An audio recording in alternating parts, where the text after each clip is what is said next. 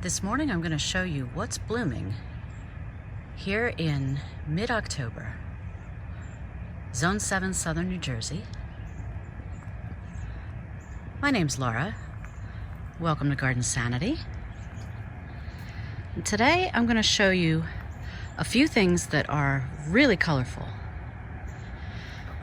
Starting with the little Henry Sweetspire. These are two shrubs. And they are really happy in this spot. This spot gets a lot of moisture, so I really don't have to do anything to these. If you followed previous videos, you'll know that all these seedlings are all Perennial Ageratum that I had planted from two plants a couple years ago, and they seed like crazy. So I've been working on digging them out and just keeping a few of them because I do like them. Actually, I love them, but I really like how they look mixed in with the red and green color. This little Henry Sweetspire is on its way to changing to totally red. But right now, it's got a nice mix. The color is just beautiful. Got a mugo pine behind it, so it really shows off this beautiful color. And look how red right next to it these are.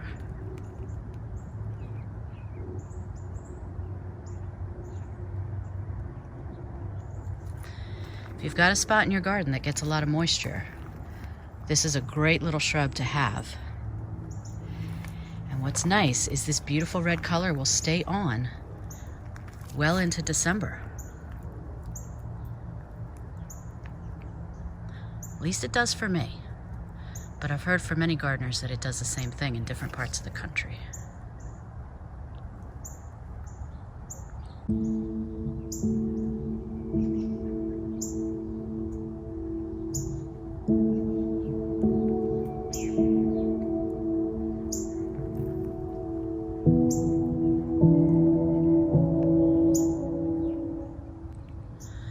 Now that stick jutting up out of the ground is a newer shoot of the little Henry Sweetspire.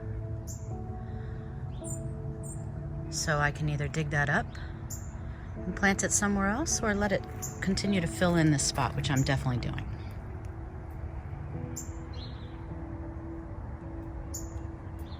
You just can't beat it for color and how well it likes the moist soil.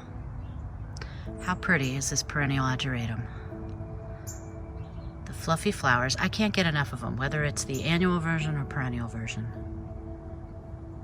It's just so beautiful. You wouldn't think that lavender and a reddish burgundy color would go together, but somehow it does. Now you can see the row of red and yellow twig dogwoods going up the side here, and overall it's looking green. Hasn't really changed color yet. The yellow twig dogwood tends to get bright yellow leaves. Sometimes the red twig dogwood doesn't look like it's changing color much, but look at this. I have some really pretty reddish color on this red twig dogwood. And there's the beautiful white berries, which will be enjoyed shortly by birds. Most of the berries are off of this, but that was a late flower that turned into some pretty white berries. But boy, this vignette is nice. Beautiful color.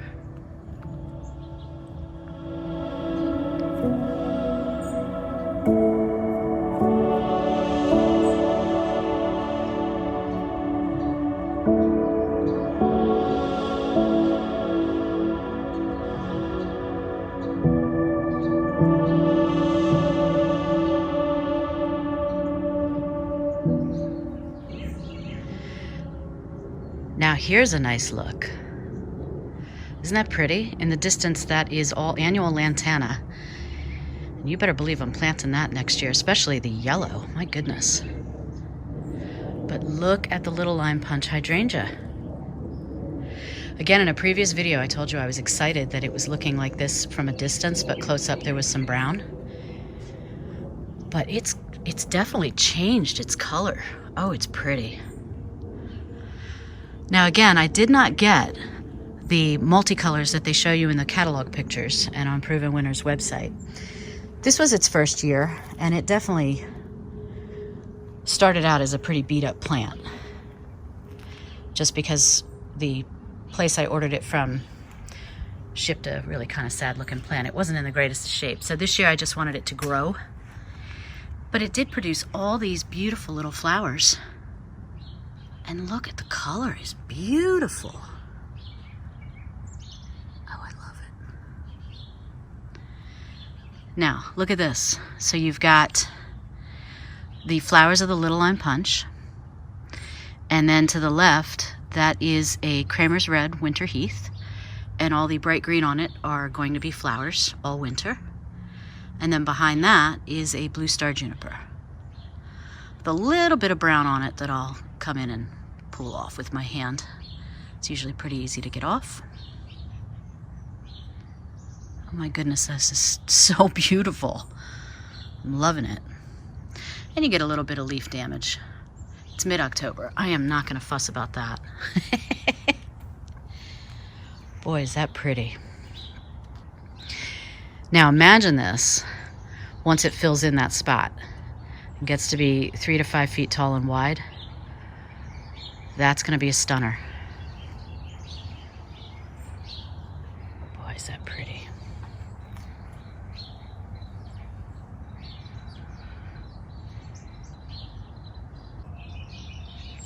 And even the really dried flowers have some pink on the edges. Right on the tips. I like that. Look at that one. That is pretty.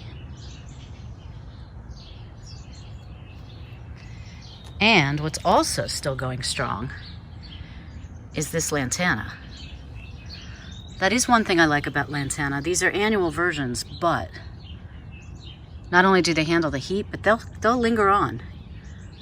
Probably at least another couple weeks into November. And again, I'm in Zone 7, Southern New Jersey, so your own mileage may vary. But if you're lucky enough to have these linger, you're lucky. Now this is a more mounding annual Lantana. And just for comparison, this is a larger version of that, just grew larger.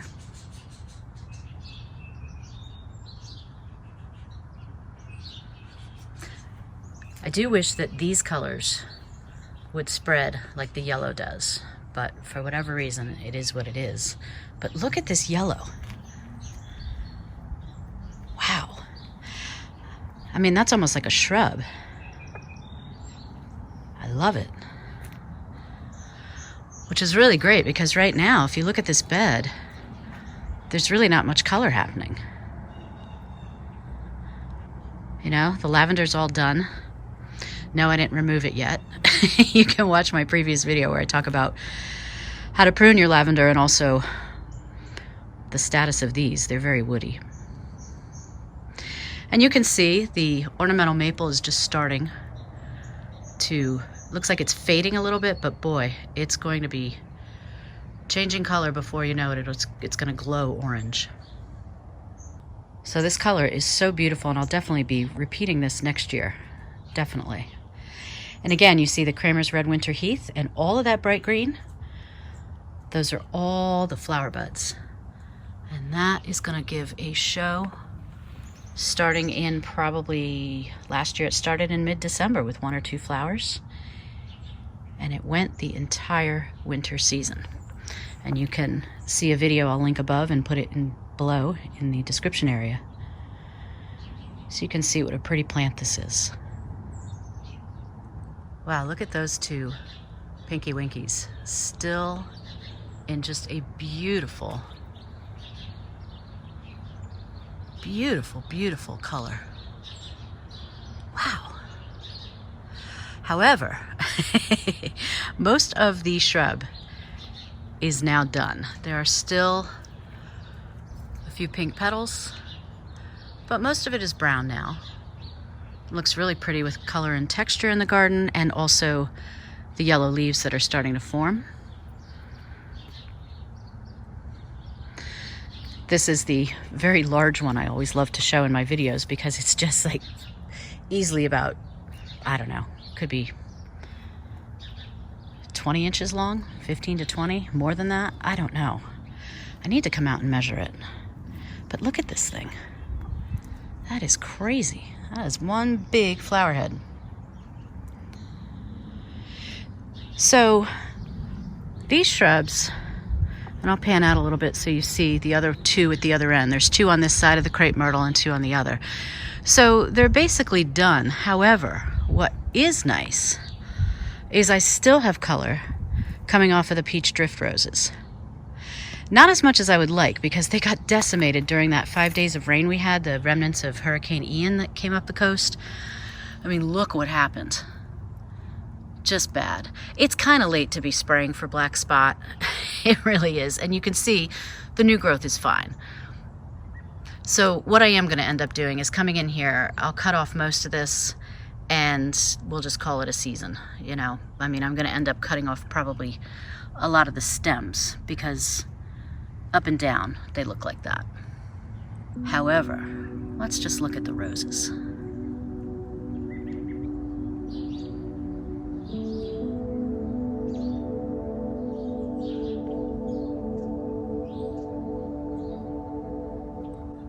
Now this is pretty. Having these roses come right out of the Pinky Winky shrub, and look at that. There's two more flower buds that are going to open. Oh, and there's some back there too.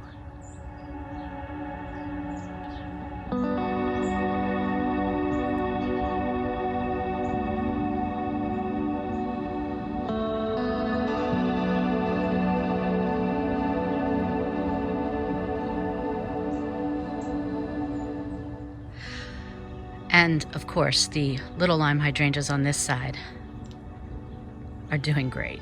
I showed you these in a previous video about how much the rain kind of hit these with the flopping stem right there. But the color is still very pretty. They're going towards a tan, but there's still some pink.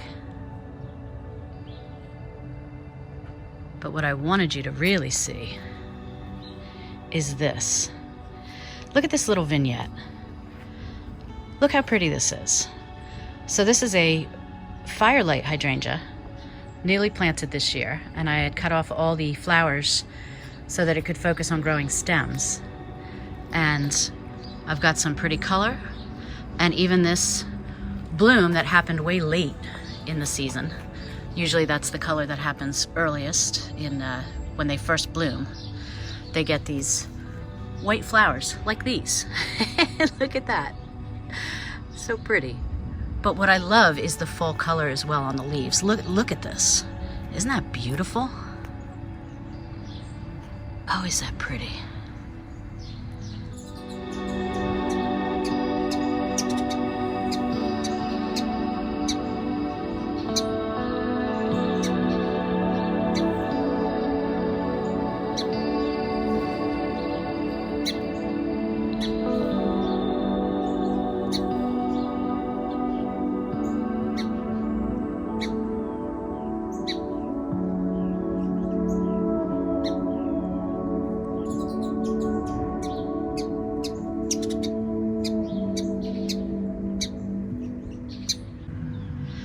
And here's something I'm super excited about.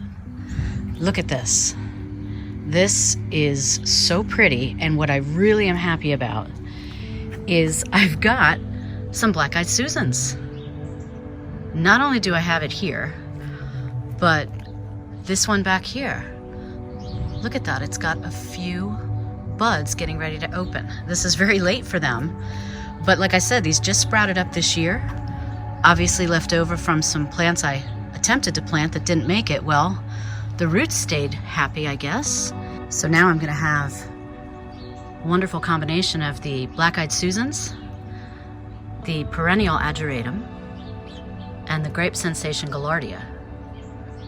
Well, lucky me, right? And there's another black-eyed Susan plant here. And then we have the 2 piglet grasses.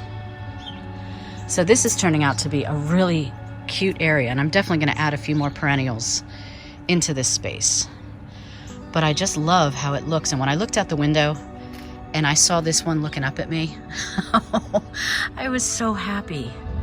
And then when you look at it next to the Light Hydrangea, and then, let me see if I can show you all of this, and then the little Lime Hydrangeas, just what a beautiful, beautiful scene.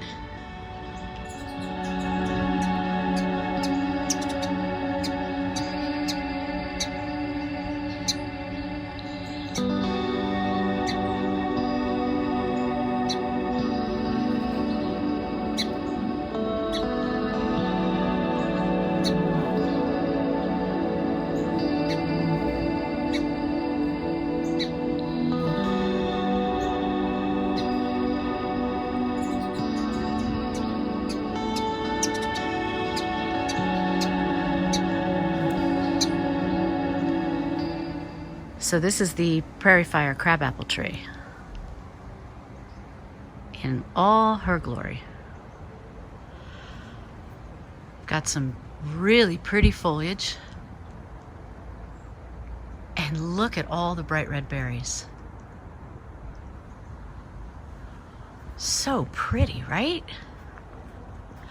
And what's nice about this variety is these berries are going to predominantly stay on the tree. They're not going to fall off.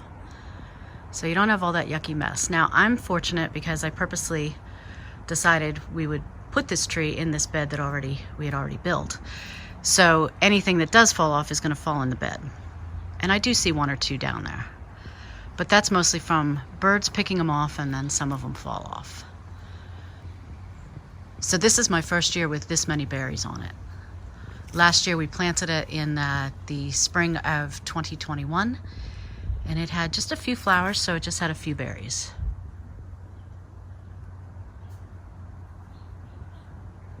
Oh. Alright, let's take this oak leaf right off. We don't need you on there. This tree's pretty enough without you. By the way, behind the fence, these are all oak trees. All of them. Except for 1 or 2 evergreens. So that means tons of oak leaves and tons of acorns every year. But we'll just look at how pretty this is instead.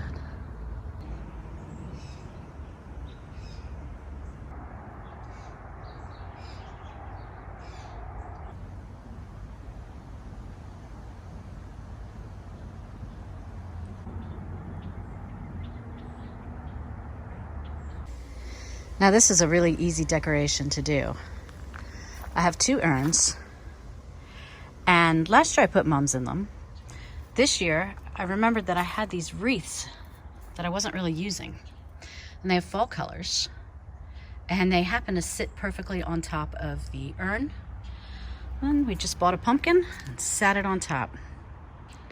Instant decoration, and I like it. It's really simple. Was easy to do, and this will now be, I think, what I'll do every year. This one's roses on the wreath are a little bit different color, a little more autumnal.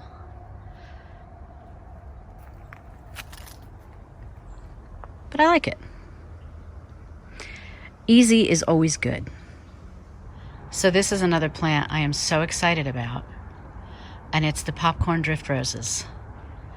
When I planted these about a month ago, I didn't expect any blooms.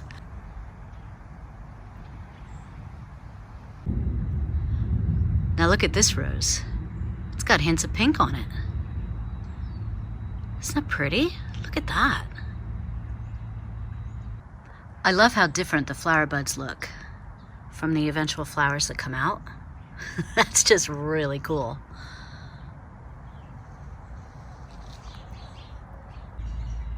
Now here's one that has 2 buds right next to it on each side, also with bits of pink, and you can see some yellow in the center there. So look at that. That is just beautiful color, and it's underneath the Prairifire Crabapple. So what's really nice about this is it's going to provide color all summer long and into the fall.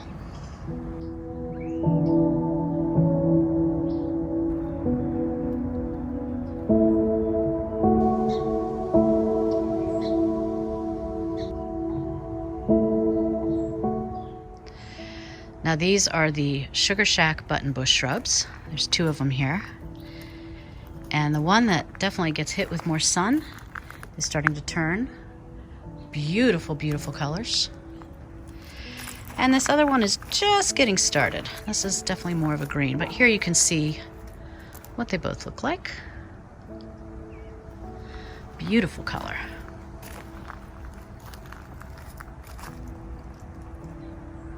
Oh, I love that. That is just pretty.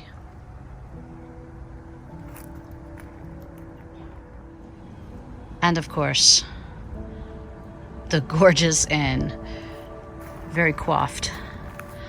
Not on my part, but they definitely look more round, don't they? These are the little Henry Sweetspires, planted last year. Look how beautiful the color is. This is completely red compared to the ones I showed you in the front. Gets a lot more sun. And just stunning color. So my challenge to you is to get outside, ignore all the brown and dying and dead things already that are done for the season, and find what's still going. You know, even if it's a drying flower. You've done the hard work all summer long. You've dealt with all the heat waves, the droughts, the rains, all that stuff. So you've done the hard work, and now you should enjoy every remaining flower. Pretty leaf foliage. Enjoy all of it. You deserve it. So here's some videos I'll link to next that you can watch for more fall color. And until next time, happy gardening.